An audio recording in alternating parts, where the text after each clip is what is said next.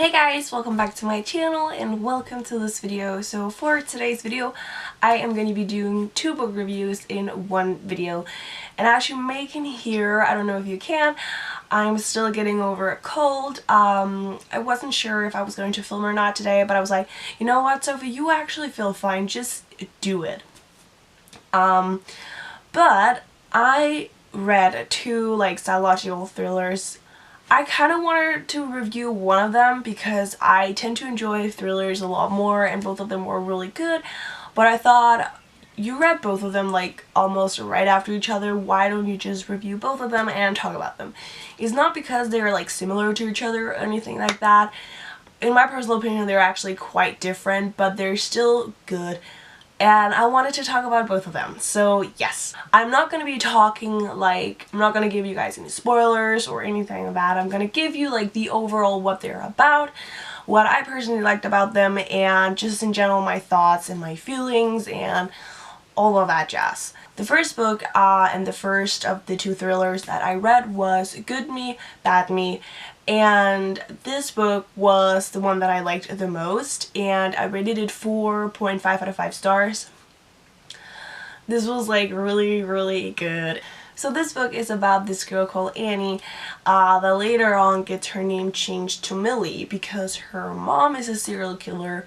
And Millie is currently living at a foster care family where there's also another girl around her age, and they don't get along very well at all because Millie is living, this family that takes care of her is also her therapist, and this girl, the therapist's daughter, doesn't really like all these people that he has coming and going because, yeah, she doesn't really like that and they don't get along very well. School is not so easy for her, and also she has to live with the fact that her mom is a serial killer and she has to go to court to testify against her mother, which she is obviously really nervous about, and we've kind of followed the weeks up to that and also when she's in court and a bit after as well. I really liked the book. I actually did not expect me to like it as much as I did, but it really kept me going and I just stayed up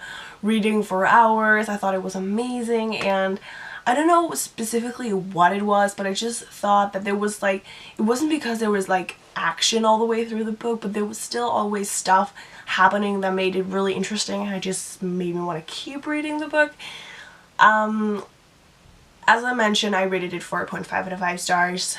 I feel I don't think it was predictable or anything like that, but I don't know what it was. I really enjoyed it. I mean, I don't know what it was, but it was good and it was interesting, and I think if I would have loved to know a little bit about more her mom, because her mom is a serial killer, and I do get that we focus a lot on Millie, but it would have been more interesting maybe to also hear a little bit more about her mom, what she did, and all of that jazz, and all of that, and I don't know, but I still really enjoyed it.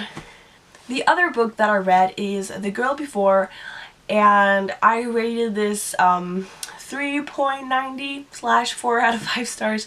Really weird rating, but I don't know. This was really good as well. I definitely had a lot more issues with this book than the other thriller, but it was still good though. So I feel like this is going to be hard for me to explain what it's about. We follow... Okay, how can I say this? This is from two different perspectives. It's the girl who lived there before, which is called, I believe she's called Emma. Yes, she's Emma. She lived there before, and then then years later there's this girl called Jane living there. So we kind of follow Emma years ago and then Jane. Does that make sense? Past and present, I don't even know how to explain it really. But something happened to Emma. The girl before. Duh, the title kind of says it all. The thing doesn't happen in the start, we kind of follow up to it, and Jane is trying to solve the mystery about what happened to Emma with kind of contacting all of the people that Emma knew and stuff. But the thing is about this house that they both were living in, it's really weird. And you kind of think that you know what happens to Emma and who did it. So in a way it's kind of predictable, but trust me, it will surprise you though. And this house is really weird. So it is built by this architect called Edward, and he's like this really rich, handsome guy that everyone falls for. And this house has a lot of rules. There's a lot of things you're not allowed to do and stuff like that, and it's weird in a way. And there's also all of these questions that they have to answer, and the house is monitored in a way. It's kind of weird in a way, but in a way it's also quite cool. So basically I like this a lot.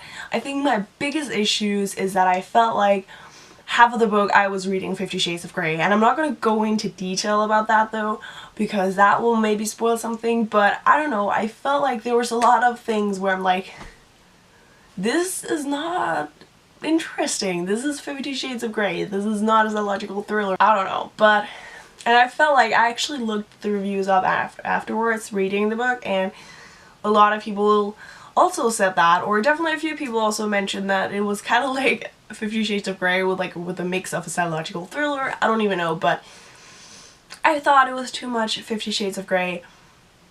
But towards the ending, it definitely got a lot more interesting. It was more like the middle part that was 50 Shades of Grey, and the start and the ending was thriller. But it got better towards the ending, which was why my rating is kind of weird in a way. Like, so close to 4 stars, but the 50 Shades of Grey part kind of made me more want to read a 3.90. But the book is quite good though, but I preferred the other one because, I don't know, there wasn't any 50 Shades of Grey in that one. But I still like the book though. So those were the 2 psychological thrillers that I read. I also read one more thriller, but I'm not even going to talk about that because I did not enjoy it at all. But I'm going to talk more about it in my wrap up though. I hope you guys got a little bit of a better insight about what the books are about and my own thoughts and feelings about it. I am not the perfect at doing reviews, but in a way I still kind of want to mention these books and talk a little bit about them. And I hope that was fine with you guys, so I will see you guys in my next video. Bye!